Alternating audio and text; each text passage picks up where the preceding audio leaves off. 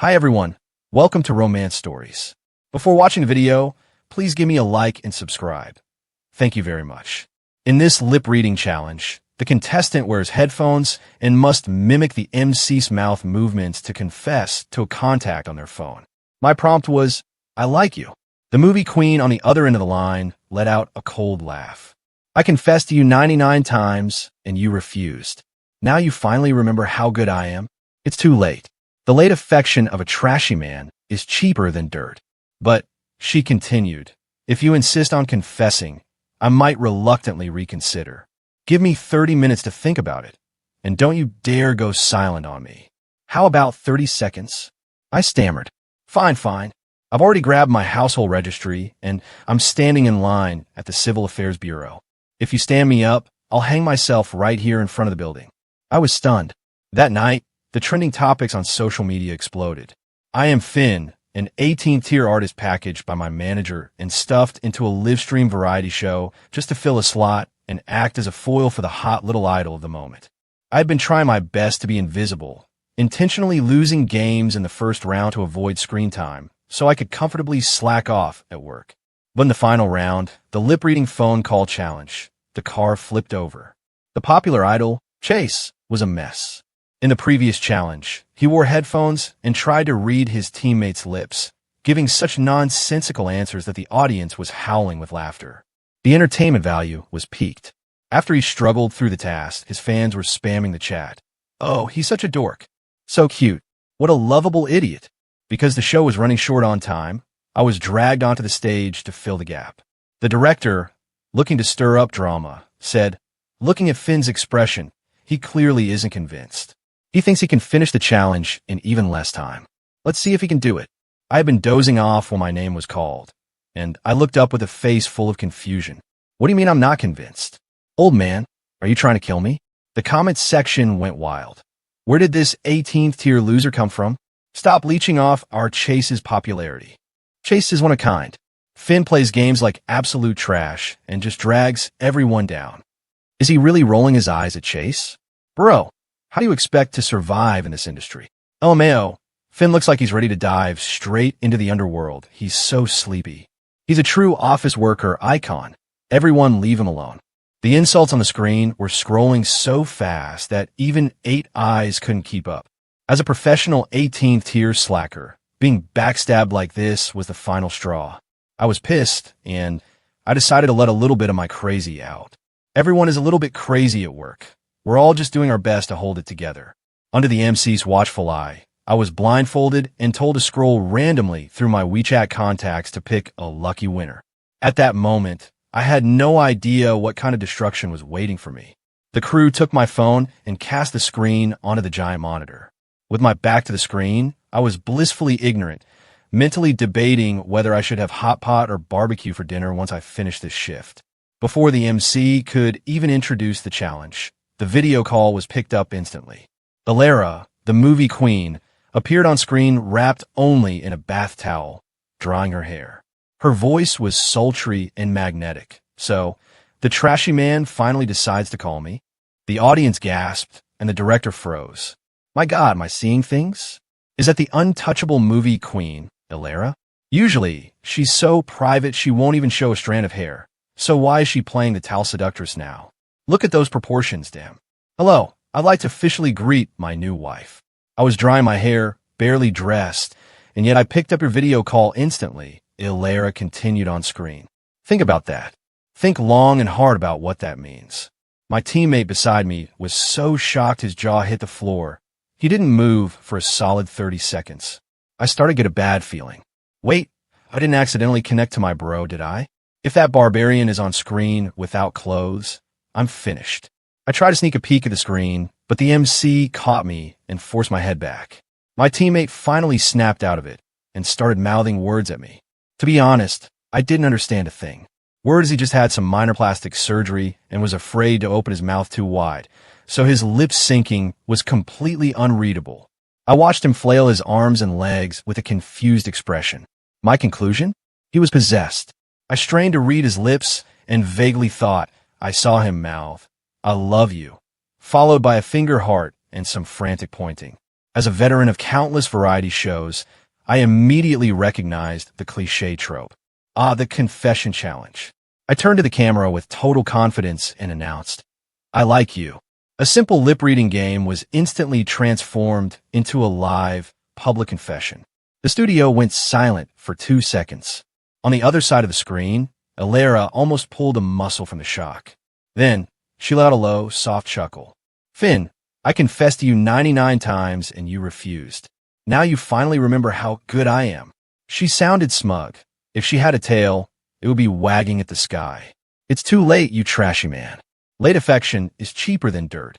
The casual intimacy in her voice practically leaked through the screen. I still didn't understand what was happening.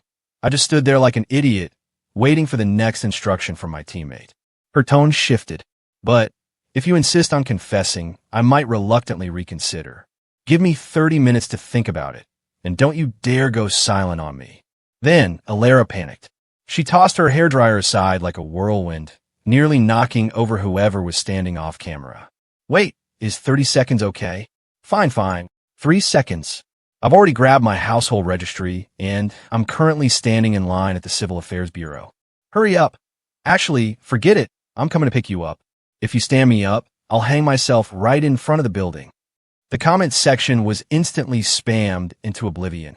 "Girl, keep some of her dignity." Her thirst is harder to hide than a cough. "Ladies, stop crying." Her voice just turned into Mickey Mouse from excitement. Who on earth just carries their household registry around with them? Does this count as an indirect public announcement? My wife is about to have a boyfriend. She's practically throwing the marriage certificate in his face. "What do you mean indirect?" "Bro, your girl just ran off with another man." The trending topics on Weibo exploded even harder. Movie queen Alara's first public relationship reveal comes with a red alert. Finn teases the two faces of the movie queen. Movie queen surrenders in 3 seconds for love. The situation spiraled out of control, the heat level soaring from 0 to 100 in a heartbeat. "Finn, say something." Alara looks like she's about to cry. The director looked flustered as he signaled for me to take off my headphones and turn around. I had a sneaking suspicion this old man was setting a massive trap for me. But as I turned around, it wasn't just a trap. It was a full-blown disaster. This was more terrifying than seeing a ghost. "Why is it?" "Alara, I nearly fainted." "Haha, I'm definitely not okay. My little boat didn't just sail. It crashed straight into a massive iceberg. They say a boat naturally straightens out when it reaches the bridge, but my boat was sinking." Alara's beautiful, aggrieved face was magnified on the screen, looking like a giant puppy begging for its owner's hug. "Finn, don't you dare ignore me." The director was practically tearing up. "Go on, comfort her. It feels like she's about to shatter." "Someone save me. I'm about to explode." Thinking back to my confession just now, I tremblingly opened my mouth to explain. "Actually, I'm filming a live show right now. What I said just now is fake. Don't take it seriously." I intentionally emphasized the word live to shut her up, terrified she'd say something even more earth-shattering. Clearly, I still underestimated this drama queen. Alara froze for a split second, then let out a self-deprecating laugh. "I get it. I understand everything. I'm just an extra choice. I'm just an insecurity. A split end on a strand of hair. The soap suds leaking out of a washing machine. I'm the crushed biscuit in the supermarket. The greasy, melted ice cream. The lonely city. I'm the dirt on the ground. I'm the one being trampled. I'm the spare button on a suit. I'm the puppy soaked by the rain. I'm the rotten persimmon. I'm the expired milk. I'm the kite with a severed string. I'm the sunflower tossed aside on a whim." I couldn't believe it. It's 2026, and this kind of manic drama still exists? "Listen," I said, "don't overact." The comments were relentless. "Bro, hurry up and hug her. It feels like she's about to shatter like glass. Don't love her too much, man. Wait for me to bring the Civil Affairs Bureau to you. I can't take this. My eyes are about to give birth." Alara's heartbreak is too much to bear. "The wind on the rooftop is so strong," she continued, her voice trembling. "It's blowing away the I loved you and the I loved you deeply. It's so high up. I'm so scared." Her hair was a tangled mess in the wind. She looked as fragile as a wilting flower. "Is this idiot actually going to do it? Don't do anything stupid," I shouted, my voice urgent. The hearts of the live stream viewers skipped a beat. Then tell me, she pressed. Do you like me or not? If not, I'm jumping. Think carefully before you speak. Before I could even get a word out, a sharp scream rang out. The world seemed to spin, and the screen went black. Everyone in the studio gasped, the air turning cold. My heart nearly leaped out of my chest. Ilera. Suddenly, the screeching voice of Ilera's manager erupted from the other end of the line. He picked up the phone from the ground and apologized to the camera. Sorry. Ilera is sleepwalking. She's fine. She just tripped on the air conditioning unit. Yes, exactly. Everyone, don't worry. The wound has already cooled down. Even though he was smiling, I could tell he was cursing internally. I'm not sleepwalking. Ilera's voice yelled in the background. I'm wide awake. I want to go register my marriage with Finn.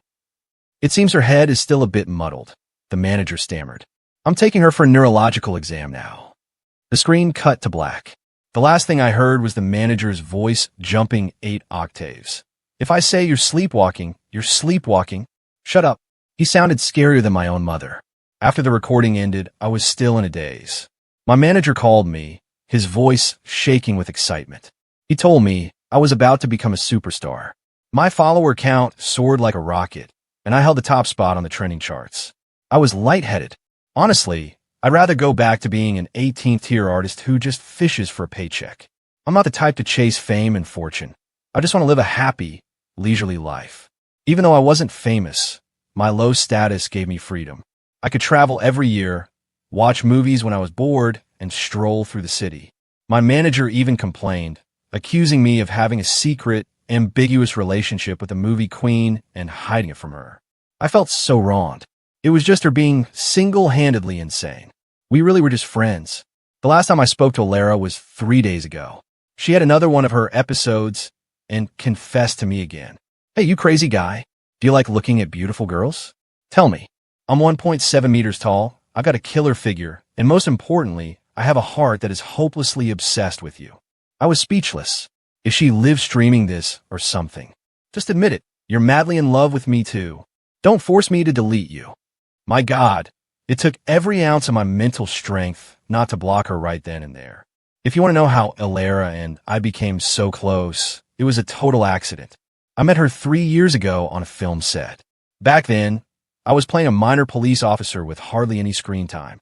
Ilera was playing an autistic girl with a natural genius for the violin. At the time, her skin was tan from the sun, and there was no light in her eyes. She always sat alone in a corner, motionless, all day long. She looked so lonely it made my heart ache. I genuinely thought she was a local the crew had scouted who actually suffered from autism. Feeling a surge of pity, I wanted to help her. So, I spent my days enthusiastically bringing her my favorite snacks. I share my spicy chicken feet, pastries, street food, and chocolates with her. When she remained silent, I told jokes to cheer her up. She would listen quietly, her eyes curving into little crescents. She looked so sweet. Whenever I was free, I'd gossip with her. I told her almost every piece of tea I knew in the entertainment industry. Since I thought she was autistic, I wasn't afraid she'd spread rumors. During that time, even a dog passing by would have heard me complain about something. Seeing how quiet she was, I even filmed funny videos with her and turned her into memes. Her smiles grew more frequent, and the way she looked at me became softer. Those months were truly happy.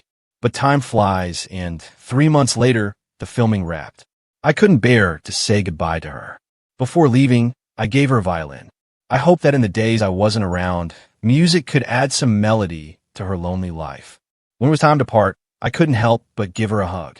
She held me incredibly tight and asked timidly, if I wasn't autistic anymore, would you still care about me? Her manager walked over then, patting my shoulder and praising me nonstop. At first, I was worried she wouldn't be able to break out of the character after filming. But thanks to you chatting with her every day, she's opened up so much. Wait, you're not autistic. I was floored. As it turned out, she wasn't a local, and she didn't have autism. She was just an obscure actress like me back then, just someone quite cold who didn't like to talk. Blame her god-tier acting skills. She completely fooled a simple soul like me. Recalling all my previous behavior, I cursed my own kindness. I desperately wanted to travel back in time and slap myself. Fine, it was my turn to be autistic now. Later, Ilera apologized to me seriously, confessing that she didn't mean to deceive me. It was just that every time she tried to be honest, I would cut her off. God, I hate myself. Eventually, Alara won Best Supporting Actress for that film. Film offers poured in, and she gradually became a superstar. Under my training and influence, she went from a woman of few words to a chatterbox who spent all day finding ways to set traps for me. When Alara complained that the entertainment industry was too complicated to find a boyfriend, I comforted her. You're so beautiful and talented. I'm sure you'll find someone. Then do you want to be my boyfriend? I stomped on her foot. I'm trying to give you a pep talk here. Don't return my kindness with malice. She kept doing that, confessing to me so many times I lost count. I never expected that her latest episode would accidentally be broadcast to the entire internet. Now, everyone misunderstood and thought there was actually something between us. I scratched my head in frustration. Suddenly, my phone vibrated like crazy. I opened Weibo, and it was nothing but me. Finn, big bro, I'm begging you, go manage Alara. I can't take this anymore. Finn, tell Alara to stop acting crazy on the live stream.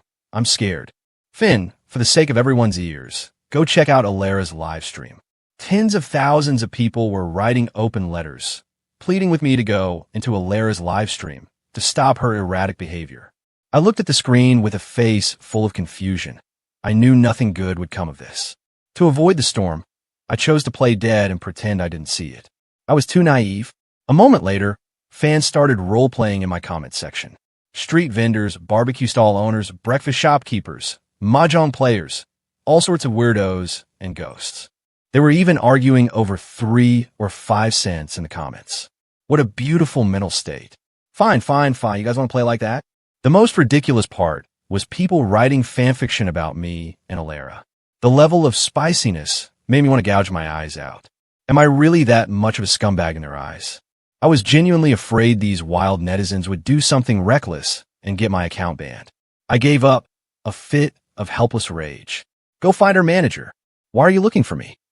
Immediately, they threw a screenshot of Alara's manager's comment section at me. The netizen's comment was brutal. This creature belongs to you alone, accompanied by a photo Alara's manager had posted of her drunk, grabbing a bewildered dog and forcing it to dance. The manager was typing like a man possessed. What manager? Don't ask me anything anymore. If anyone mentions this cursed romance to me one more time, I'm ending it all.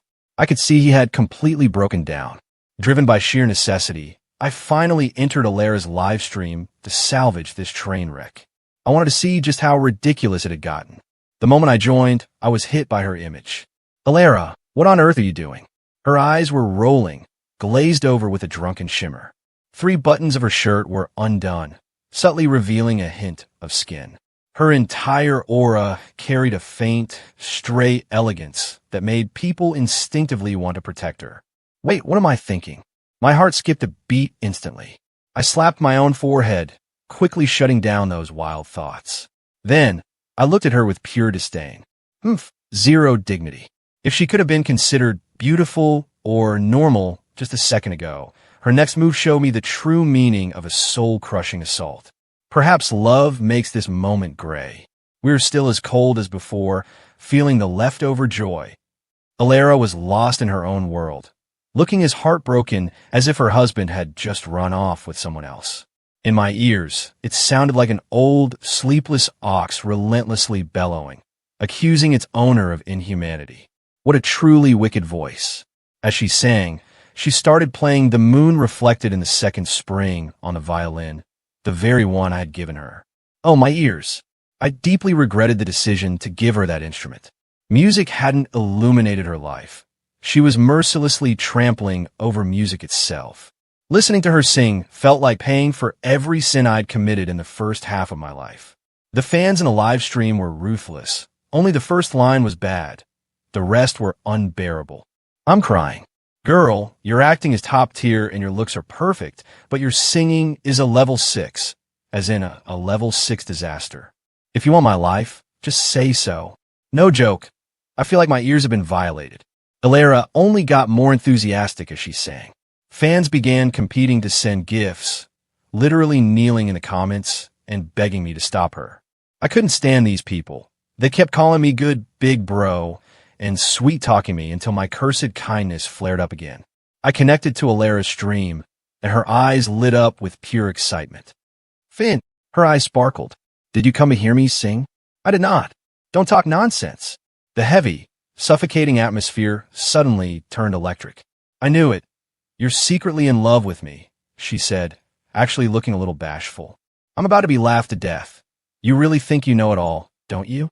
Alara started singing again with misplaced confidence. Oh, my love, let's get married. I want to build a home with you. I don't. I really don't. The comments were a chaotic mess. Fine, fine, fine. Marry her. Just get a room, both of you. Living happily together is what matters most. I'm begging you, big bro, for the sake of our ears, just date her. I'll pay the $9 registration fee for you to myself. Just get married on the spot. Is she really this bossy? Aren't you afraid for your life, man? Instantly, shipper fans started popping up like mushrooms, even beginning to poll names for our future children in the comments. I can't stay on this internet for another day. Stop singing. I gritted my teeth and warned her. Alara looked pouting and arrogant. Then tell the princess to stop. Where's her phone? Someone get her phone away from her. I couldn't take it anymore. Patience was officially useless. I started counting to 3. Alara mumbled aggrievedly. Fine, fine, Finn, I'll stop singing. She went silent immediately, like a well-behaved child. Holy crap, she really is whipped. Alara looks so smug about it. I have a husband to keep me in line. You guys don't, do you? Kill me. Just kill us both. Bury one of us at the South Pole and throw the other at the North Pole. This drama queen is so annoying. She makes you want to hit her.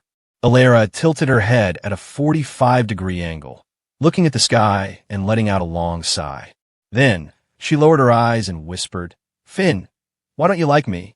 Even through my headphones, that silent, breathy murmur pierced right into my ears.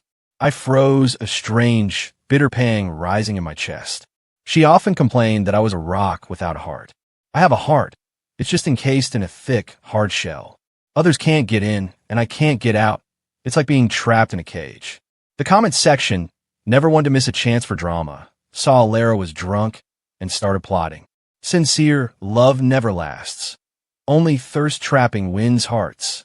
Alara, it's because you're dressed too conservatively. Men like Finn don't go for that. Alara nodded, half understanding. So The Rock likes watching girls dance in skimpy outfits, huh? My less-than-noble hobbies were being completely exposed by her. Alara, one more word and I'll kill you. I'm a guy who doesn't smoke or gamble. What's wrong with enjoying a bit of beauty? If they can thirst trap, so can I, she declared. With that, she started unbuttoning her shirt. I panicked. No, this is a live stream. Alara, don't be reckless. I'm not watching. I'm not watching anymore. Is this enough? She leisurely unbuttoned the top 3 buttons, her E-cup curves playing hide-and-seek. I'll admit, it was something. Just as she was about to shrug off the shirt and let the twin roses bloom before my eyes, the live stream suddenly went pitch black. Live stream suspended due to suggestive/vulgar content. Alara's manager calmly posted on Weibo. At the critical moment, I stepped in to report it. Say no to social evils in live streams. It starts with me. Fans who had stayed up past midnight all had one thing to say. You absolute narc. Unsurprisingly, we topped the hot searches again. The entire internet was calling for us to date. Even the voices that previously claimed I wasn't good enough for Alara had vanished. Who dares say they don't match? Try me. Taming a wild dog. They're the ultimate pair, a match made in heaven. There's really no need for all this. Taking advantage of the hype, my manager signed me up for a variety show as a guest. Alara won't be there, right? I asked cautiously. Bingo. The show invited both of you. Variety shows these days, they'll leech off any bit of popularity they can get. Is it a dating show? The usual cliche? Are we really going with the scripted romance trope to farm shipper fans? My manager shot me a look. You're so behind the times. Who actually watches dating shows anymore? Long-term viewers love shipping people in non-romantic settings. Forget the directors in this industry. They can turn any variety show into a dating program. My manager introduced the project. It's a zombie-themed escape room variety show called Escape from Paradise. That coward Alara screams, even when she's just watching a zombie movie. Every single time, she makes me cover her eyes. This kind of simulated zombie scene will definitely scare the life out of her. I bet she won't even dare to participate. I headed to the set feeling quite cheerful. As it turned out, I celebrated too soon. The show was being filmed at an amusement park. The premise: a zombie outbreak suddenly hits the park. We had to find clues to exchange for a key and escape the lockdown. I stood at the amusement park gate for a long time, feeling a sense of daze. I stood there for a full minute, my nails digging deep into my palms, yet I didn't feel any pain. It wasn't until Alara called my name that I snapped out of it. Finn! Alara had arrived on set. Seeing me, she flashed a wide, mischievous grin. If I hadn't already signed a contract, I would have turned around and headed back the way I came.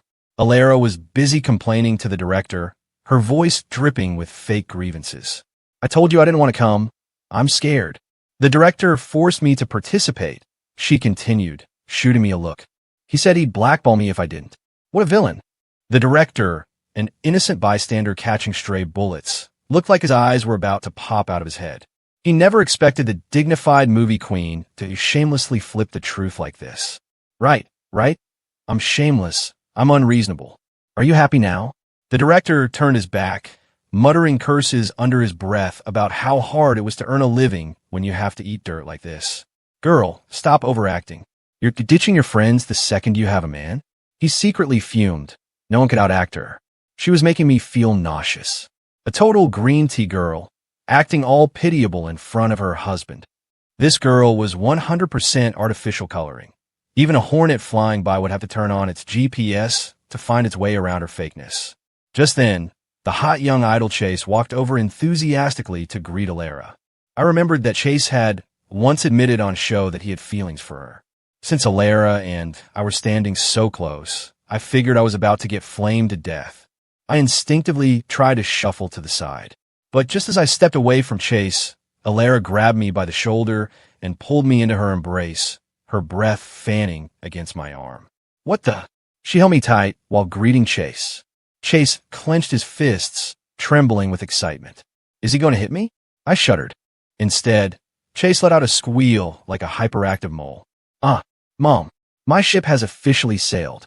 He looked at me with wide-eyed wonder. You don't think I still like Miss Alara, do you? I nodded slowly. He waved his hand dismissively. That's ancient history. Sure, I admired her before. But that was then, and this is now. Now, I'm a shipper pervert. Nowadays, I fall in love with 8 different people a minute. Who knows which biscuit she is to me now? Besides, dating isn't nearly as fragrant as shipping a couple. In short, it wasn't that he couldn't date. It was that shipping a CP couple had more economic value. Anyway, I'm here to join you too, not tear you apart. Chase looked like he was possessed by the spirit of a hardcore fan. That look in his eyes suggested he'd love nothing more than to tie us to the bed while he curled up underneath it to watch. Alara looked wary. The 3-person world is too crowded. Permission denied. I was dying of laughter. Chase, stop overacting. As the saying goes, my own bed can be empty, but my ship's bed must be a magnitude 10 earthquake. Everyone thought Chase was going to play the villainous second lead, but instead, he tore up the script and started writing his own fanfiction. The show officially began with a mini-game to draw lots for teams. Unsurprisingly, Alara and I ended up on the same team. I strongly suspect this was a plot orchestrated by the production crew, but I have no proof. Alara, blushing furiously, clung to my arm so tightly I couldn't shake her off. Finn, I'm scared. You have to protect me. Here she was, a 1.7-meter tall bombshell, acting like a fragile little wife huddling beside me. I teased her on purpose. Nope, not gonna happen. I'll let the zombies scare the life out of you. Are you two even listening to me? Suddenly, a zombie NPC lunged from behind us. His horrific, distorted face leaned in close. We both bolted, running for our lives. Does a variety show really need makeup this realistic? We sprinted all the way to the Ferris wheel and stopped, seeing the zombie closing in. Pasted on the Ferris wheel was a prompt from the crew. A forbidden kiss. Teammates must kiss for 5 seconds to activate the ride. This is such a cliché setup. This is an escape-themed survival show. Is a kissing scene even logical here? The livestream comments were losing it. Variety shows know exactly what we want. Give us the spicy content. Why only 5 seconds? Who's that enough for? If they don't make it 5 minutes, I'm giving this a 1-star review. Miss Alara's smile is literally reaching her ears right now. While I was busy complaining about the rules, the two male contestants next to us were already locked in a desperate, tragic kiss. The camerawoman urged them, "Time's up. That's enough. Time's up already. What's with that disappointed tone?" Alara tugged at my sleeve and let out a long sigh. "Forget it. Let's just get disqualified. To you, I'm just an insignificant existence anyway. I don't have the right to kiss you." The only words echoing in my head were "get disqualified." To stop me from slacking off, the director had made it clear. If I didn't make it past the halfway mark, I wouldn't get paid for the finale. Is a working man who needs money going to be scared off by a kiss? While Alara was still rambling, I grabbed her face, stood on my tiptoes, closed my eyes, and pressed my lips to hers. Alara froze for a moment, then wrapped her arms around my waist, deepening the kiss.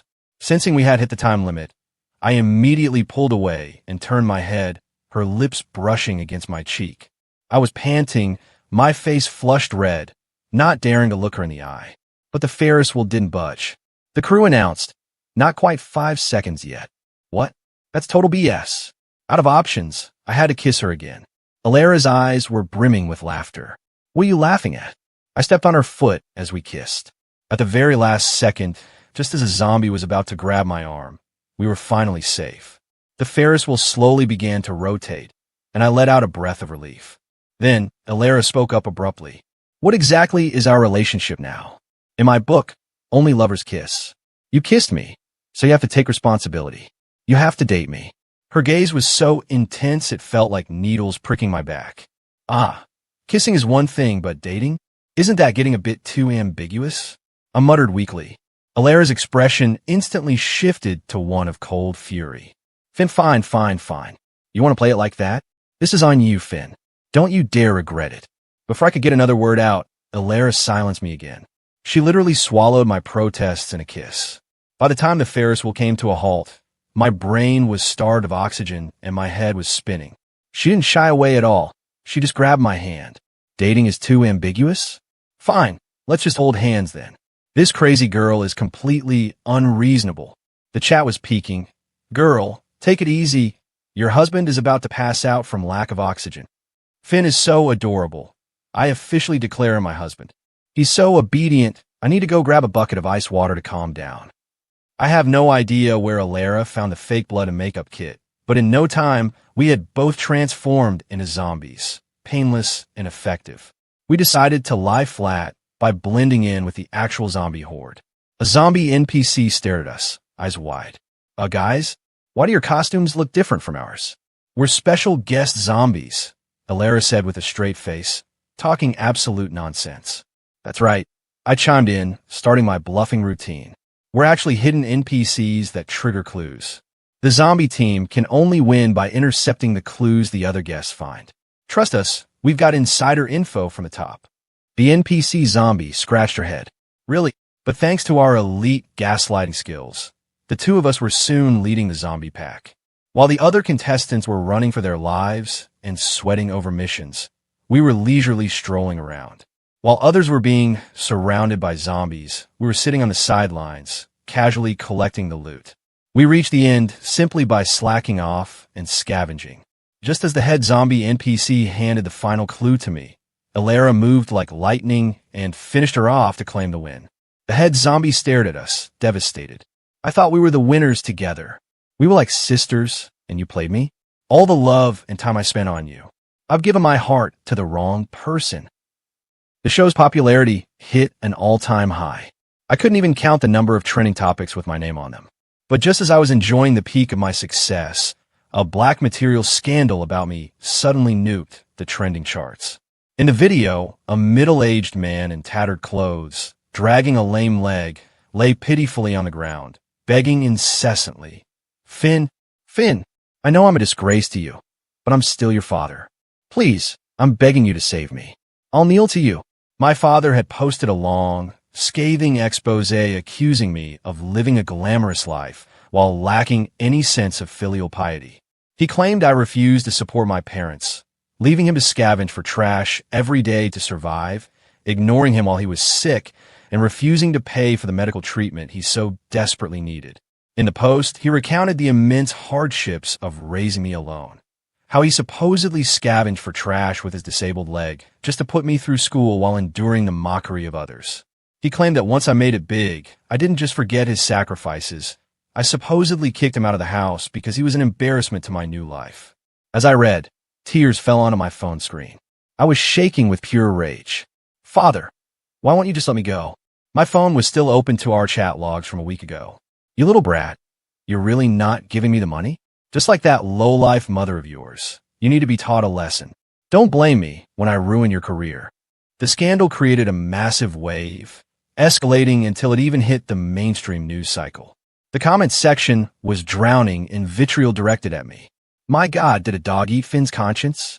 He's a total ingrate, making millions and won't spare a dime for his own father's retirement. Talk about an eye-opener. Artists with such failed morals should be blacklisted immediately. I hope he gets hit by a car. The overwhelming hatred flooded toward me. I felt like I was being submerged in an endless sea, unable to breathe, my limbs going numb. Like a hollowed-out puppet, I struggled to call the police. I set up my phone to film a clarification video, forced to act like an outsider as I calmly recounted the reality of the past few years. My father is a chronic alcoholic and a gambling addict. Since my earliest memories, he would constantly come home drunk to beat me and my mother. He would kick her, then grab me by the collar and scream that I was a low-life, useless brat. Back then, my mother always stepped in to shield me, only to be met with even more brutal violence from him. While other children's childhoods were filled with happy laughter, mine was composed only of the sharp sound of slaps.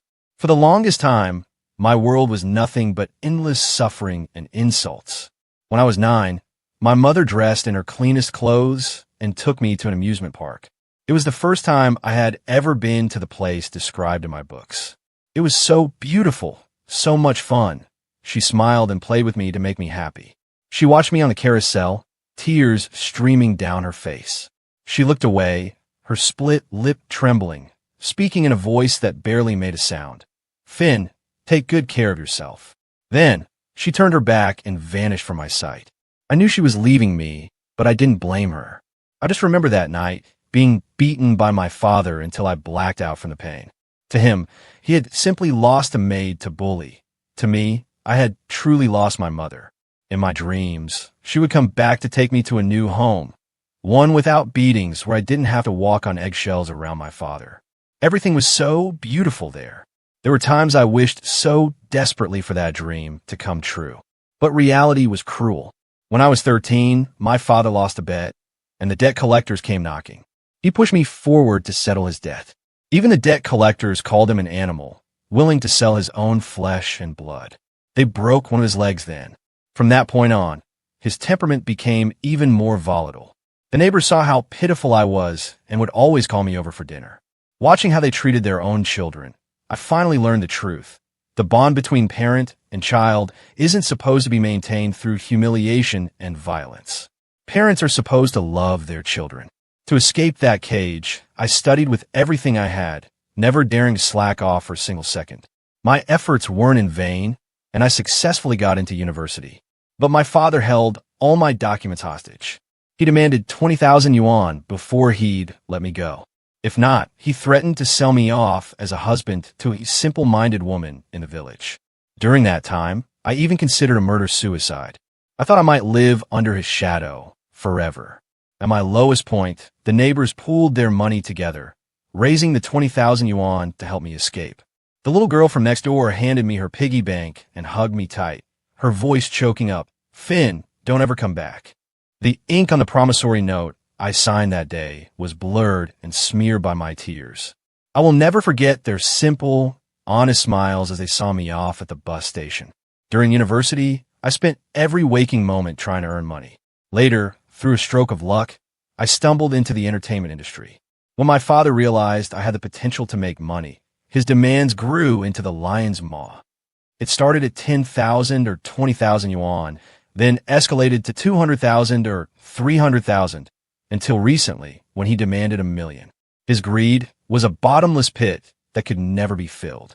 To me, retracing the past was like ripping open an unhealed scar. It wasn't just a dull ache, but a sharp, agonizing flow of fresh blood. After posting the clarification video, I turned off my phone completely. I locked myself in my bedroom, huddled under the covers, yet I was still shivering uncontrollably. My mind was a whirlwind. One moment it was my father beating me, the next it was the sight of my mother's retreating back, and then it was a summer night with Alara lighting fireworks together. It was so beautiful. While I was tuned out, the video triggered a massive reaction. My former neighbors saw the news and flocked to Weibo to speak up for me. Finn isn't some ungrateful wolf. He remembers the kindness of every single neighbor. Whenever we were in trouble, Finn was there to help. When I had surgery last year, Finn helped me find a specialist at a major hospital and advance the life-saving medical fees. Finn is a good kid. It's that bastard who doesn't deserve to be a father. My old teachers also stepped forward to clarify. Finn wore the same uniform year-round. The soles of his cloth shoes were peeling, but they were always kept clean. He often survived on plain bread and water, but he was more serious about his studies than anyone else. Since becoming famous, he has donated to our school more than once. He has done right by everyone. One by one, old classmates joined in to explain my side. Netizens left messages under my video. Big bro, you must have walked such a long and difficult road just to stand before us, haven't you? Look at the sunrise. It's so beautiful. I don't usually share scenes like this, but since you've seen my private stash, you aren't allowed to cry anymore. Big bro, come to my house sometime. I'll cook a royal feast for you. If that's not enough, I'll just offer myself up. You look just like the older brother I never met. My parents are asking why their eldest son hasn't come home for dinner yet. When are you coming back? We'll cook something delicious for you. I'm sorry. I apologize for the ignorant things I said before. Ugh, my tears are so cheap right now. Can we just throw that animal into prison already? The comment section was filled with warmth. My shattered life was being stitched back together by strangers. I was startled awake by a frantic pounding on my door. When I opened my eyes, I was pulled into Alara's arms.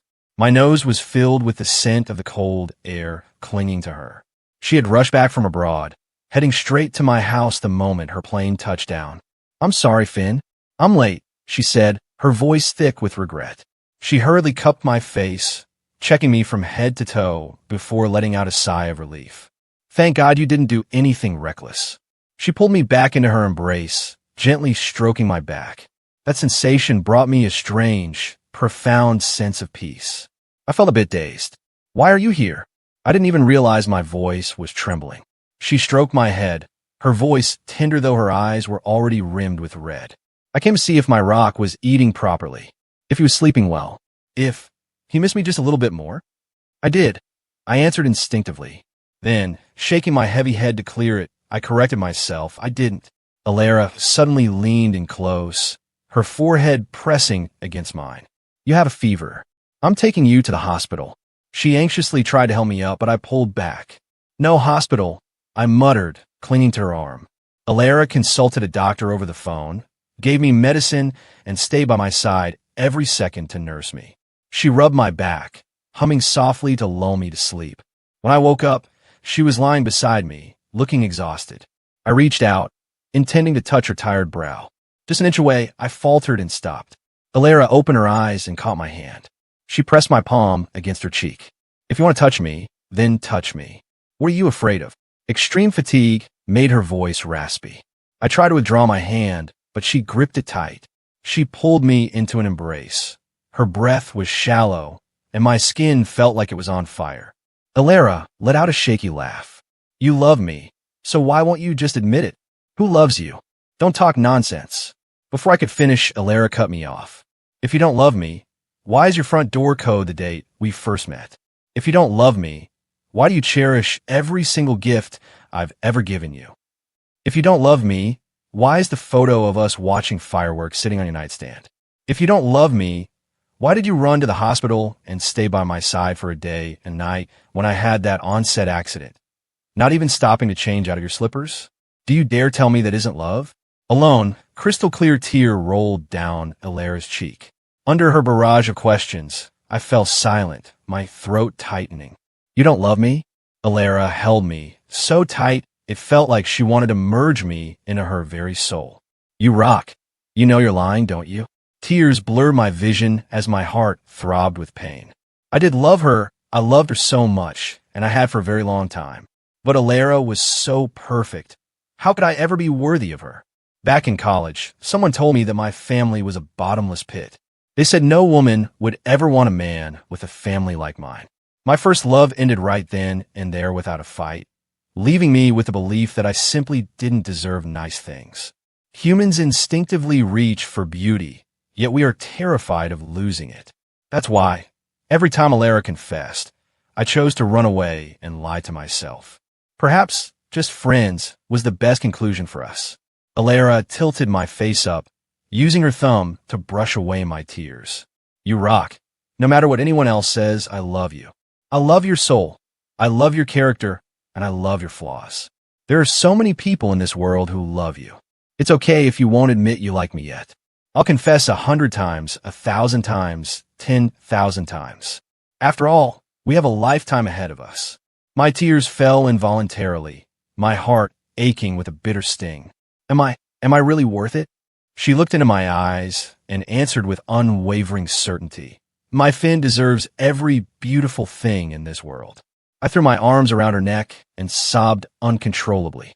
The strength and rationality I had built up over 20 years finally crumbled in that moment. My father was summoned to the police station for defamation.